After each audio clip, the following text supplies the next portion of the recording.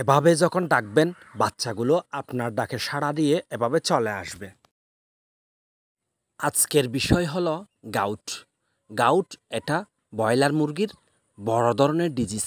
এই ডিজিজের কারণে প্রতি বছর হাজার হাজার ব্রয়লার মুরগি মারা যায় এই গাউটের কারণে। কারণ গাউট এমন একটা ডিজিজ, এটা মুরগির কিডনি লিভার এই দুটাই নষ্ট করে দেয় গাউট। আজকে আমরা জানব গাউট কেন হয়, গাউটের লক্ষণ এবং গাউট রোগের প্রতিকার। বোর্ডিং ব্যবস্থা থেকে শুরু করে বাচ্চা থেকে শুরু করে একদম মুরগি বিক্রি পর্যন্ত এই গাউটের সমস্যাটা খামারের মধ্যে জড়িয়ে থাকে। বিশেষ করে সেপ্টেম্বর, নভেম্বর, অক্টোবর শীতকালীন সিজনে এই গাউটের প্রকোপ বেশি।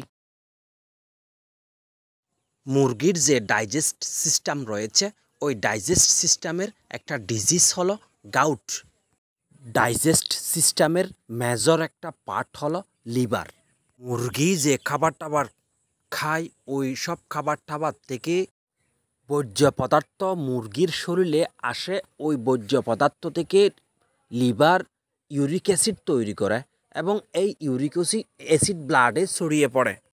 কিডনি ব্লাডের উপাদানগুলোকে সমান্তরাল করতে গিয়ে একটা অ্যাকশন দিয়ে শরীর থেকে মূত্র দিয়ে এই ইউরিক অ্যাসিড বের করে দেয়। এটাই হলো নর্মাল সিস্টেম। মুরগি যখন প্রচুর পানি পান করে না তখন মুরগির বডিতে রেশনতন্ত্র বা কিডনি দুর্বল হয়ে পড়ে। ওদিক দিয়ে লিভারে টক্সিন করা ইউরিক অ্যাসিড বের করতে পারে না, তখনই মুরগির গাউট রোগ শুরু হয়।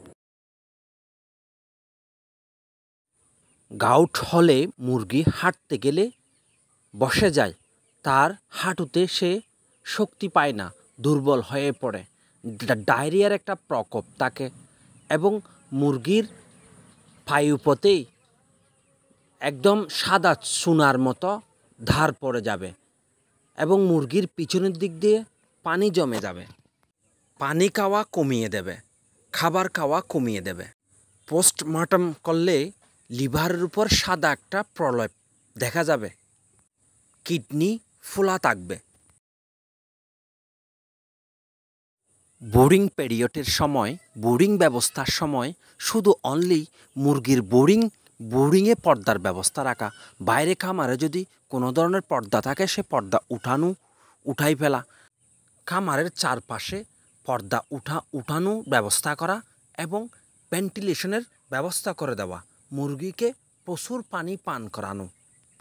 টিকার সময় মুরগিকে 2 ঘন্টা পানি পান করানো বন্ধ না রেখে চোখে টিকা দান করা। স্কয়ার ফার্মার 2+, 1 লিটার পানিতে 1 মিলি করে। এর সাথে কম্বিনেশন করে রেস্টোলিপ, এটা হলো লিভার টনিক, লিভার ভালো রাখার জন্য রেস্টোলিপ। নেফ্রোকেয়ার, এটা আপনার কিডনির জন্য। পাশাপাশি এই ওষুধগুলো কম্বিনেশন করে খাওয়াবেন।